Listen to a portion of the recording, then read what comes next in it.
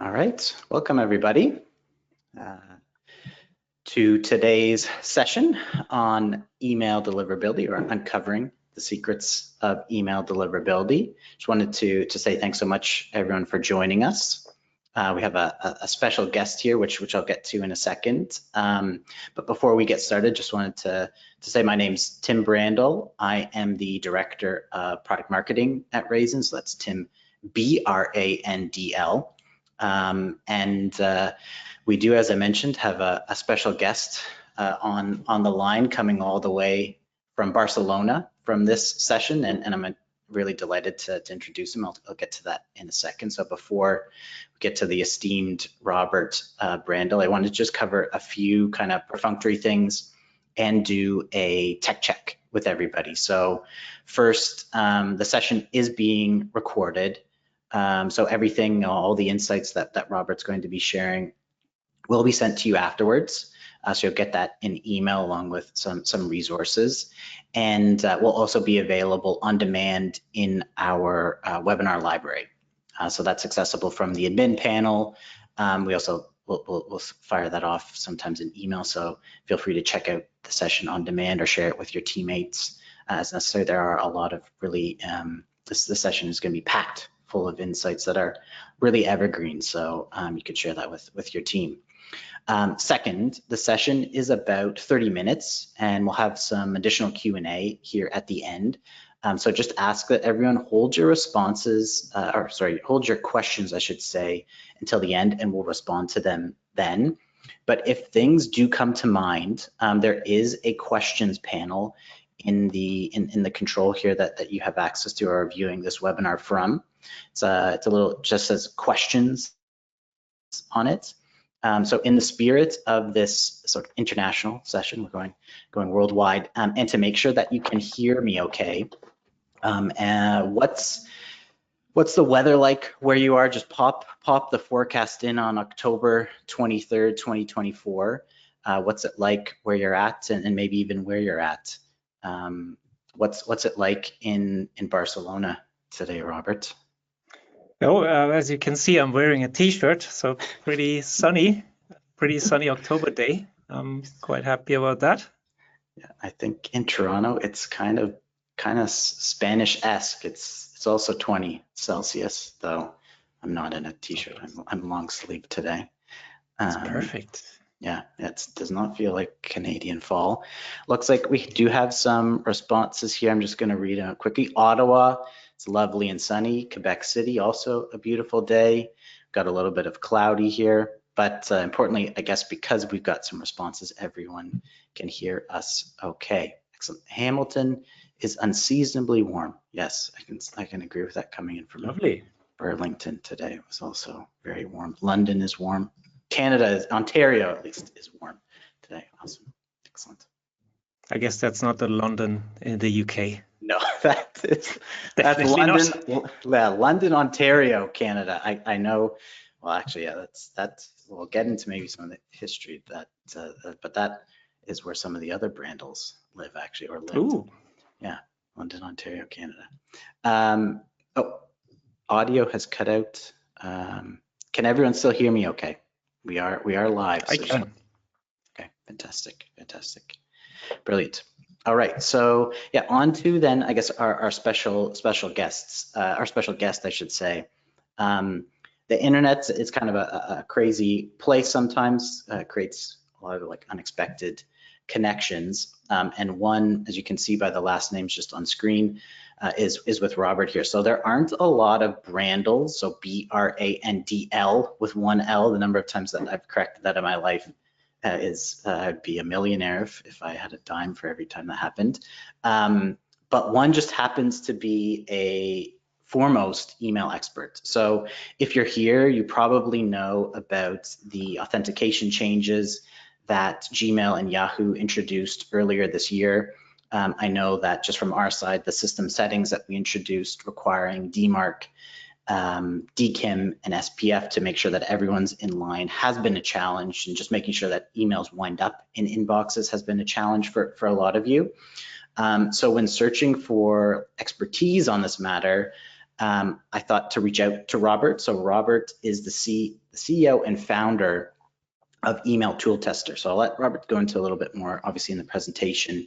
And while we're not exactly family, at least not that we're aware of, we share the same last name, and I hope that that might be just good enough for Robert to respond. So his company, Email Tooltester, has been reviewing and comparing hundreds of newsletters, CRM, email marketing tools for over a decade, right? Is that right, Robert? Over a decade? Yeah, easily over a decade.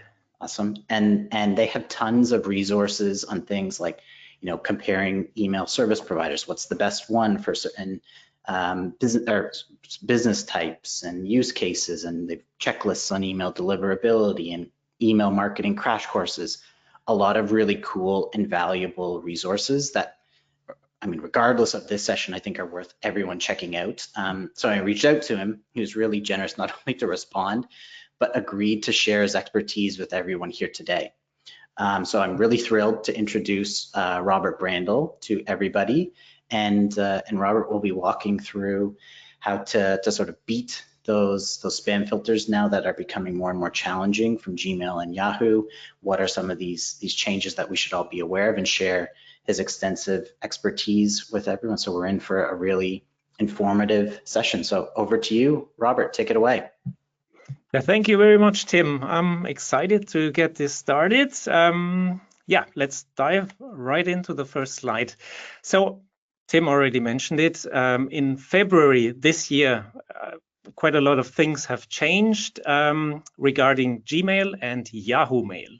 They have introduced new authentication rules and new rules generally of how you have to comply when you want to send mass email. It's mainly relevant for senders who send more than 5,000 emails per day. But even if you're sending less, I would definitely adhere to these new standards, because sooner or later you will be forced to either way. So what are these new standards? Let's look at the new bare minimum you have to comply with. We have authentication, SPF, DKIM, which was pretty standard already, but now also DMARC is required. And we're gonna look at DMARC in a little bit more detail in a second. You have to provide a one-click unsubscribe option. If you are a Gmail user, for example, you have probably already seen that you don't even have to open emails now in order to unsubscribe, but you can do that right from your inbox. So it's a very easy way of unsubscribing, and you might be scared that a lot of people will now easily unsubscribe, but it's actually good to let people go who don't want to receive your emails, because they won't be able to flag you as spam, which you should really avoid. And that brings me to the next point here, which is spam complaints. You need to aim for a low spam complaint rate, which is ideally less than 0.3%, which is 3 people in 1,000 contacts. So it's actually not very difficult to comply with this, is my experience. It can, on certain days, you can be above it, but that's if you are not above it all the time, then it's not really a problem. If you're within a month, you're at 0.3 or lower, then you are fine. All of this was more or less best practice already. So it's maybe, it doesn't sound like, everything is completely new, but what I think is that, well, the mailbox providers, Gmail, Yahoo Mail, and I think Outlook is soon also introducing rules that are very similar to that. I think they really want to declare war on spammers, because email marketing has become very popular again. So you may see that by the number of emails you're receiving, and also cold outreach is becoming increasingly popular. Anyone who owns a website will be familiar with emails that are asking you for guest posts, selling you guest posts, wanting to post on your website, wanting to sell you links and all that kind of stuff. And it's just really annoying. And I think they really want to get a handle on all of this, because it's too much. The email is a bit out of control, and the way to counteract to this is to introduce these stricter rules. Let's now, just to give you a little preview of what I'm going to talk about, I'm going to discuss authentication now in a little bit more detail, so you fully understand what authentication means. Then I'm going to look at best practices for 2024 and beyond. And I will also, at the very end, I will give you some advice if things have gone bad and you need to fix your reputation, what measures you can take. So that will be also very interesting. And I'm going to share tons of tools and tips so that you can implement right away. So I think that it will be very useful for all of you. So the first tip is to, I'm going to show you how you run a quick authentication check, just to see if you're doing fine. You can do that right now.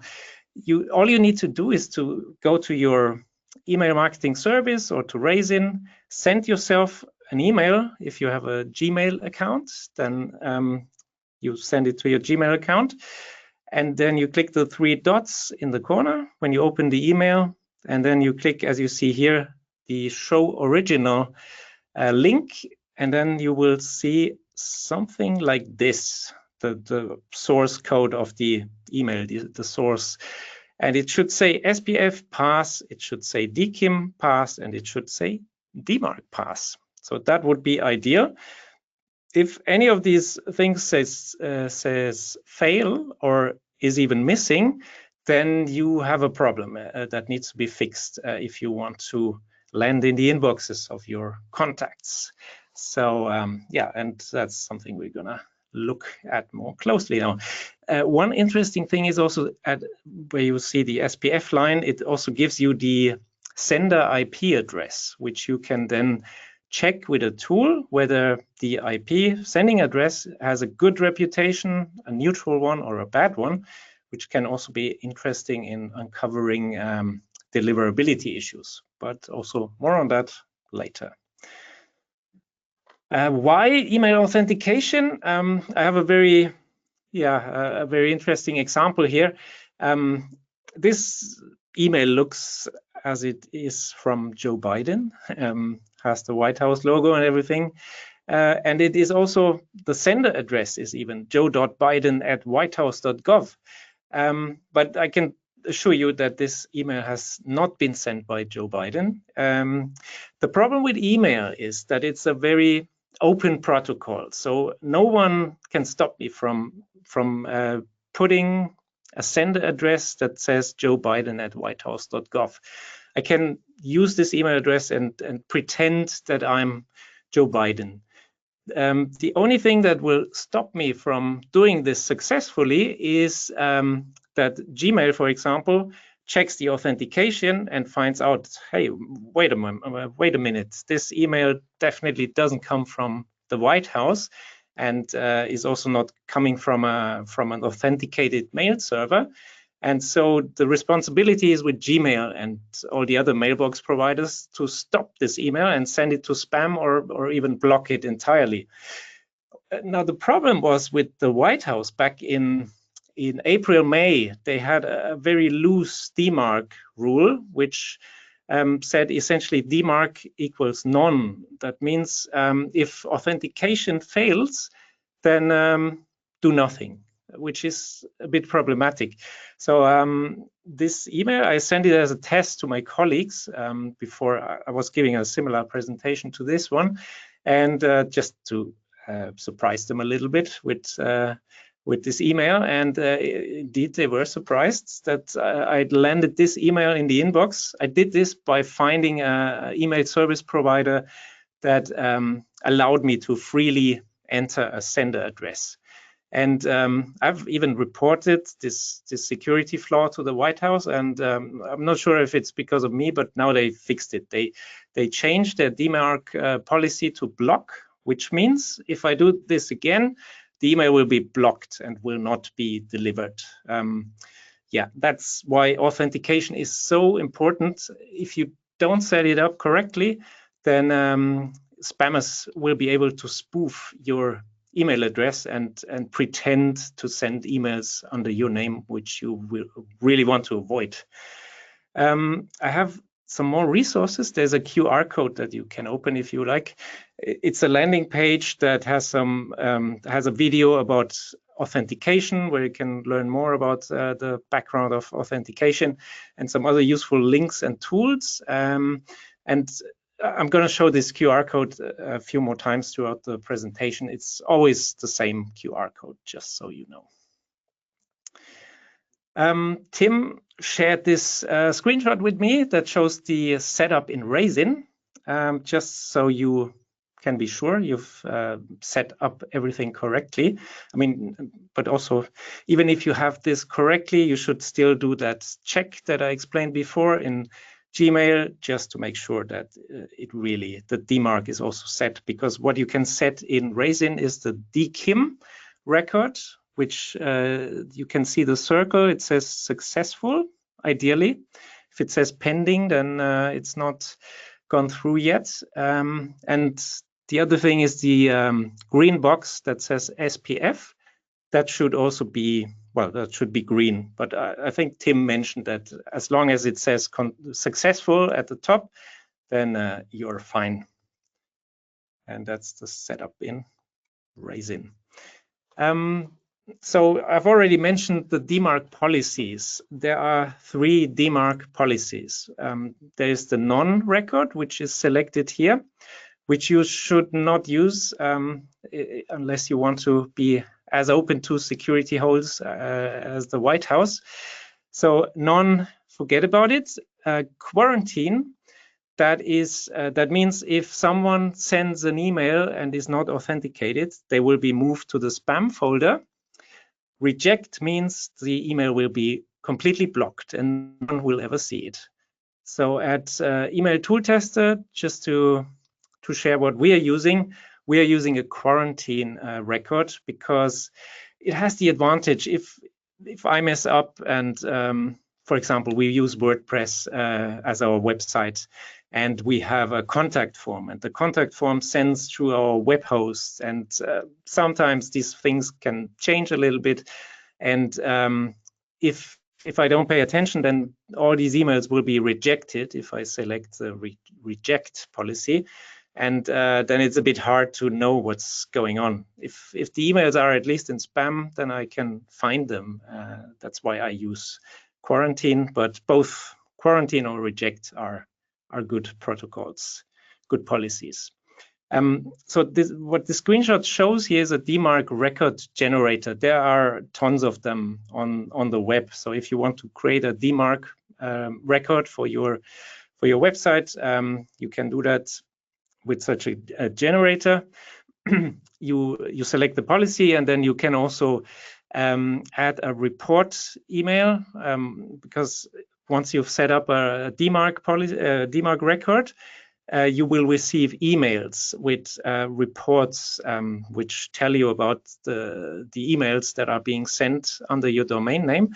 These reports are very cryptic, so please don't put your personal email address in this field, because you will regret it. There are, which I'm going to show you here, there are DMARC monitoring tools, some of which are even free, like this Easy DMARC has a free plan. They will provide an email address that you can enter there, and the good thing is that they will put it in a dashboard and make it understandable. So what this tool is, it will alert you when there's an IP address, an unauthorized IP address sending emails in your name, under your domain name. And so it's probably good to know what's going on with your email, with the potential spammers using your domain name. And you can also track whether your emails comply and are authenticated. So it's pretty useful to use such a tool. I've just seen that Cloudflare has added that too, the CDN provider. So you can also use Cloudflare to monitor your DMARC status. It's currently still in beta, so it doesn't have all the options, but it's better than nothing for sure. Okay, now to the next part. Let's talk about the best practices in email marketing for 2024 and 2025 and beyond. So the first best practice is that I recommend you to embrace permission marketing, even if you are from the US and you can spam. Sorry for that lame joke. As we know, in the US, the spamming rules are a bit more relaxed than in Europe or in Canada. And well, either way, I would recommend you to use a double opt-in sign-up process because the advantage of this double opt-in process is that the people signing up, they will first receive an email like this, confirm your subscription. And that has several advantages because in order to receive your emails, they have to open the first email they receive from you, and they even have to click a link, which gives positive feedback to Gmail. So Gmail will know, okay, here's a sender who sends emails that are popular enough, or the recipient wants them enough that they open them and they even click the link. So that is a very positive signal, and that is so when you send your second email, it's very likely that it lands in the inbox. You have to mess up badly if it's going to spam. So the double opt-in protects you from that. The next best practice is to clean up old lists. It sometimes happens that you find this old email list and that you haven't emailed to in a couple of years. And so you're now really, you really want to send emails to them again. But that is very dangerous because if you just take this old list, we had an old list. So even though we are email-tooltester.com, we haven't been emailing a lot before 2024, I think. This list of almost 9,000 subscribers was really old. Some of the subscribers were 10 years and older. And for that reason, we did a list cleaning exercise. We emailed all these people if they still want to receive our emails. And now it's quiz time. So we had 8,700 something email addresses before. Then we sent out the email to reconfirm subscription. What do you think? How many subscribers did we actually keep? I can tell you it wasn't that many. It's the last option. It's only 505. As you can see here, if you do such a list cleaning exercise, you're going to lose most or a good part of your subscribers. But on the bright side, these 505 subscribers, they almost open every email, they click the emails, they are highly engaged, and that is really, really good for deliverability because, Gmail and all the others, they will see that people really want to receive these emails, and we don't have many bounces, we don't have many unsubscribes. So it's a healthy list, and that's what you should be aiming for. Next point is keep your list tidy. So this is a good tip, I think. Get rid of subscribers who haven't opened any emails in over 90 days. I'm just not sure if the 90 days are good for everyone here. If you're only sending a monthly newsletter, for example, then I wouldn't use 90 days because that's only 3 emails, and sometimes people are busy with other stuff, life gets in the way, so they don't read your emails.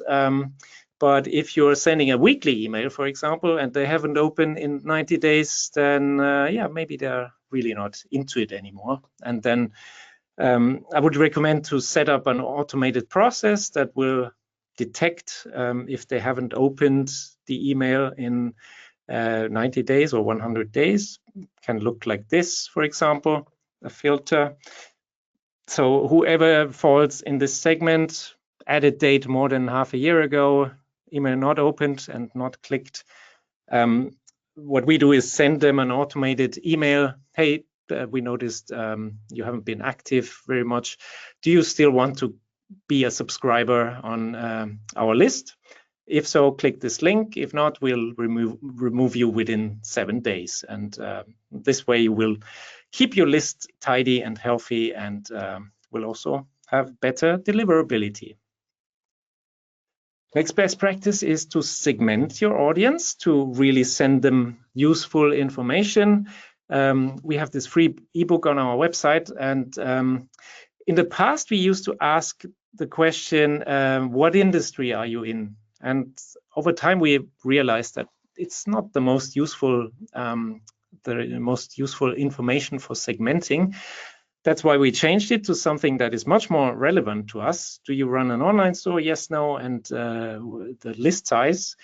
And with this information, we can really work and send much more relevant information than before. And that's what you should also be aiming for, to make it relevant, not send emails that the people don't really need because they are not interested in this information. There's another way to gather that information without you having even to ask people. You can, in the more advanced email automation tools, you can track the browsing behavior on the website, which is very useful. So, for example, we have set up a filter. If someone visits a e-commerce related page on our website, then we will update the attribute. We will essentially tag them as e-commerce, yes, interested in e-commerce. And that's, they don't need to give us any information. They just browse the website and we'll collect this information, and we'll notice that they are interested in e-commerce, which is a very unintrusive way of collecting this data. Next tip, that's a big one. Encourage engagement. As you can see in this newsletter from Exit 5, Dave, who sends it, he put a little PS box at the bottom. Reply back and let me know, blah, blah, blah, if the story resonates with you. And while I think Dave is probably interested in the feedback he receives here, he's even more interested in using this PS to increase his deliverability, because one of the best feedbacks you can give to Gmail is if someone replies to your email, because that really suggests a big interest in your email. And if you're even sending a few emails back and forth, that's a very good signal. I mean, if you've done this before, you know that you won't get a ton of replies, but even a few here and there, they can really mean a lot for your deliverability. And another thing is, you may have seen that that they write, forward this email to your friends who could be interested in this content. That's another signal that, essentially forwards, they mean very interesting content, and this email should definitely be delivered because it's so interesting that people even forward it to their friends. The next tip is keep sending. That's a bit different from what I used to recommend. I used to say to people, if you don't have anything interesting to share in a month, in your monthly newsletter, maybe don't even send it. But that I wouldn't recommend anymore, because as Steve McLeod, friend of mine, says, by far the most important aim of your newsletter is to remind current and past trial customers that you exist. He runs a software company. And the thing is, if you're not sending emails regularly, then they will forget you unless you're Apple or some big brand. And the problem with people forgetting about your brand, or that they signed up for your newsletter, is that they are much more likely to hit spam button. And that's something you really want to avoid. That's why you should always keep sending, at least I would say every 6 weeks, better at least a month, or depending on your list. If they are into your emails a lot, then send weekly or even weekly emails, or even in a higher frequency. That's something you have to find out for yourself. The next thing you can do is to identify deliverability issues. There are inbox placement tester like this one, Wormy, which is even a free tool, which is nice. It tests Gmail, Outlook, and Microsoft 365, and I think maybe 2 others. So it's a bit limited in what it tests, but so what they basically do is they provide a seed list of email addresses, essentially fake email addresses, and you will send your emails to these email addresses, and they will automatically check whether it hit the inbox or it went to the spam folder. This will help you if you have the feeling that something is maybe a bit off and you're not getting delivered correctly, then this is something you can do. The only thing to keep in mind here is that your real deliverability rate will likely be better than what Wormy shows, because the seed list addresses, they have never received an email from you before. And if you're using, as I recommended, a double opt-in process, for example, your delivery rate will be much better than what Wormy shows you. So that is something to keep in mind. But it's maybe you have the feeling that your Outlook emails aren't being delivered, and then you test it with Wormy, and Wormy says Outlook is actually fine. Then it gives you peace of mind. So for that, you can use that. Another tool is Glog Apps, which is a paid tool. It's similar to Wormy, but it has a lot more providers, also international. So you can check many more mailbox providers, and it has more data. And yeah, that's something if you want to do it in a bit more professional manner.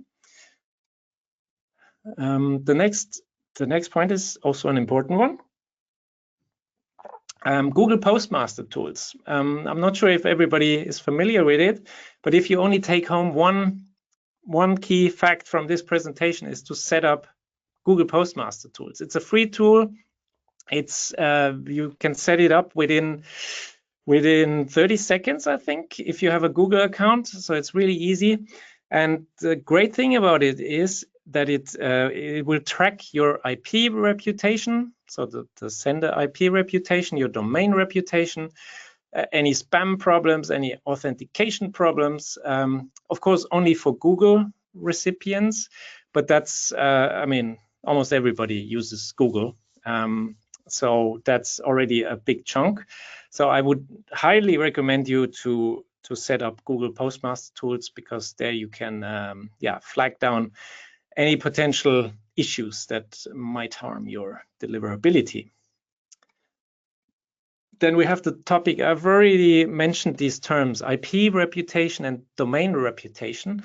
I think it's worth talking a bit more about this, because it's important to understand the difference. IP reputation means that if you are getting into the spam folder because your IP reputation is bad, that's usually the fault of the email marketing service, or even Raisin, but it assured me that they had never been blacklisted. So you should be fine. You should be in good hands with Raisin. But nevertheless, it can happen. So if you're noticing deliverability issues and you want to find out more, you should check whether your IP reputation has a problem. And if that's the case, you have to go to your email service provider and ask them to move you to a better sender IP. Unless you're already on a dedicated IP address, then that's a bit different. Because if you're on a dedicated IP address and you have a bad reputation, that's probably on you, because you're the only one using that IP address. So yeah, and on the other side, the domain reputation, that's your domain, your sender email address. that is being tracked. And if you're not spamming, your domain reputation will be a good one if there's some history of your sending behavior. And it's also most mailbox providers, they are much more going into the direction of domain reputation, because it's a fair way of determining whether someone has the right to go into an inbox, because the IP address is being provided by your email service. And I mean, even a spammer can get a good IP address, but a spammer will have much bigger problems getting a good domain reputation. And so that's the difference. And from what I've been told, Hotmail and Outlook, they are still mainly IP reputation focused, whereas Gmail, they are much more going after the domain reputation. But overall, most mailbox providers, they will rank the domain reputation higher because it's a better metric to track and to judge by. So we're coming to the end. How to fix a bad reputation? Let's see what we can do. If you have the feeling that your emails are going to spam, or if you have evidence that something is really going wrong, the first thing I would try is to find out whether the IP or domain reputation is at fault. As I said, if it's the IP reputation, go to your email marketing service and try to find out what's going on there, whether they can give you a better IP address. If it's the domain reputation, then you can continue here. I would try to identify the problematic inbox providers. A classic way of doing this is to go into your reporting and look at the open rate and compare different mailbox providers. So for example, you have Gmail. It has an open rate of 35%, for example, which is a relatively good open rate. And then you have Yahoo, and it only has 12% of open rate. That suggests that there might be a problem with Yahoo Mail if you have a good amount of recipients in the Yahoo segment. So that's one way to determine whether there's a problem. What you should do then is to create a segment of engaged subscribers. So within this Yahoo or Outlook segment, you should find the ones who are actively opening your emails and clicking them, because then you can send them an email that encourages engagement. Something, I don't know, for an online store, for example, it could be a voucher code that a 10% discount or something like that, that you offer them if they reply to your email. So we can send you a discount code, just hit reply to this email and we'll send it to you, which will, encourage engagement. And then with this, you will have the positive signals that go to Outlook and Yahoo, so that you will in the future show up in the inbox again. Optional, if you have regular contact to your subscribers, maybe via phone or something like that, another way than email, then you can also talk to them. We have problem with Outlook users, and we know you are on an Outlook email address. Could you please move us to your inbox or a safe senders? That is something you could try. You don't have to do that for everyone. If you only do it for a low percentage, that could already fix the problem. Optional, if you really think something is completely wrong here, you can also contact the inbox providers. In the QR code, there are 3 links for Gmail, Outlook, and Yahoo. So you can contact them and state your case essentially, and ask them to not put you in spam again. That's something you can do. And once you see an improvement, go slow. Don't blast out your emails again as you did before. increase the email volume slowly and monitor how it goes. If you want to learn more about deliverability, on this landing page, there is this banner, and you can download a free checklist, deliverability checklist that will be useful to, just go step by step through all the important points and, use it to improve your deliverability. And if you have any issues with your authentication setup, we also have an authentication setup service that you can use. So it's also on the landing page in case you're interested.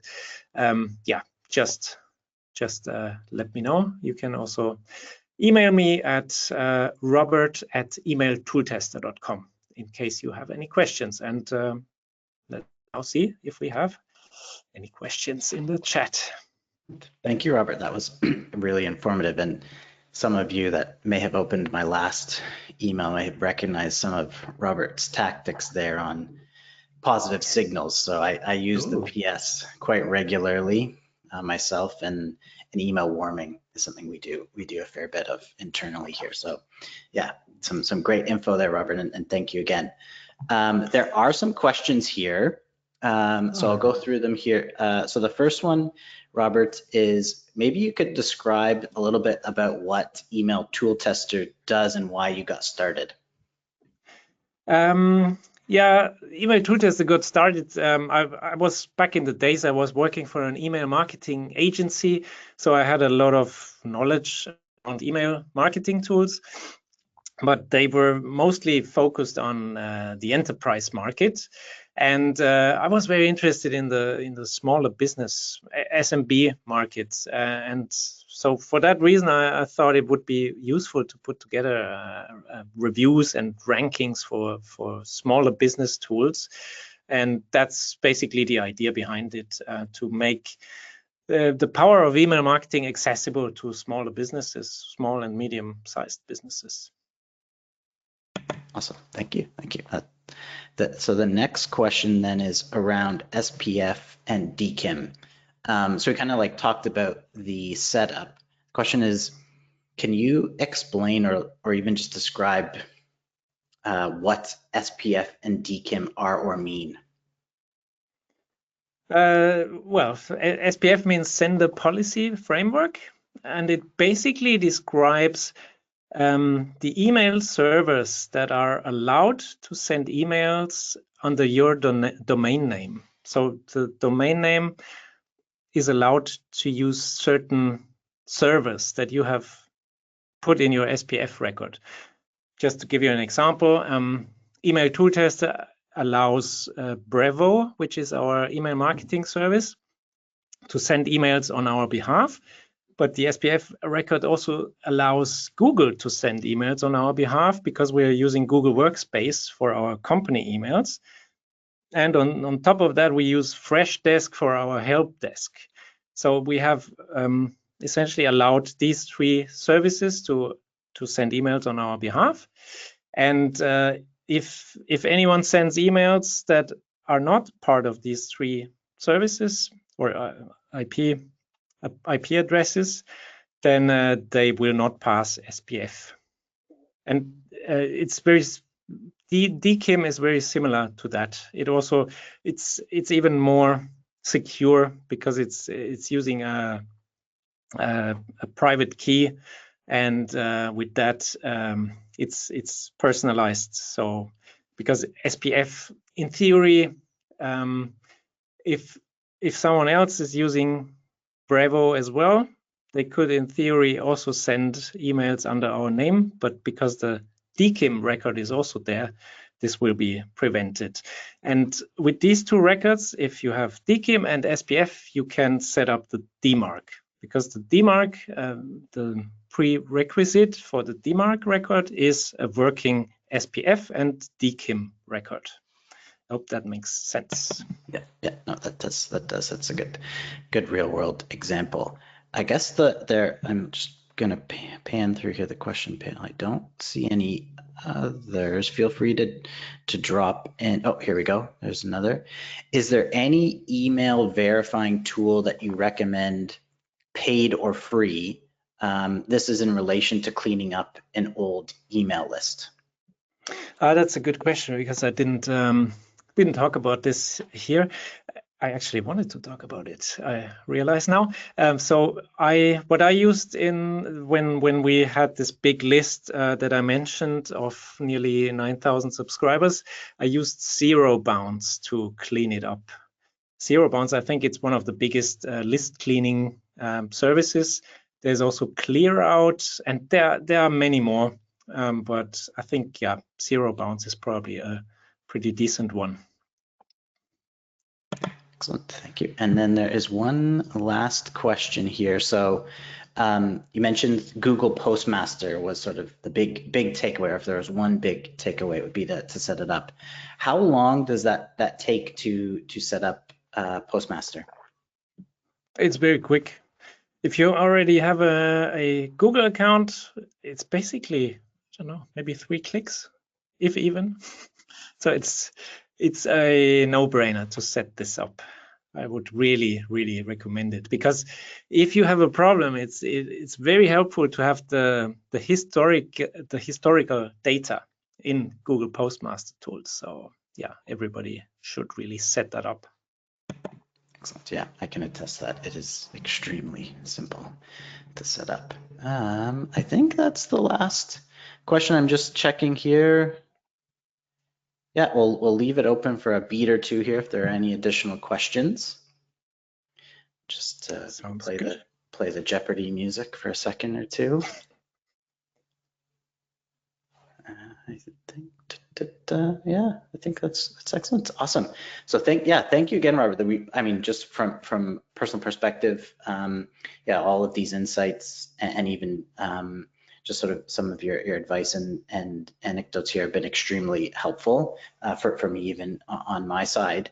And did want to thank you again for taking the time dialing in from across the pond and sharing all of your expertise and insights with our clients here on Raisin.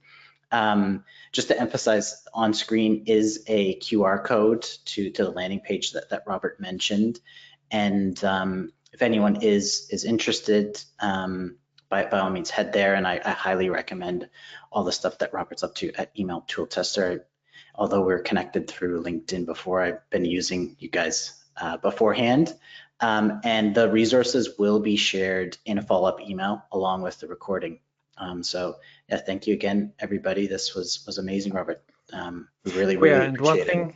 One thing I wanted to mention, I'll be online on our live chat at emailtooltester.com for the next hour, I would say. So if anyone has a burning question who they want to ask in private, I will be online. Just start a chat.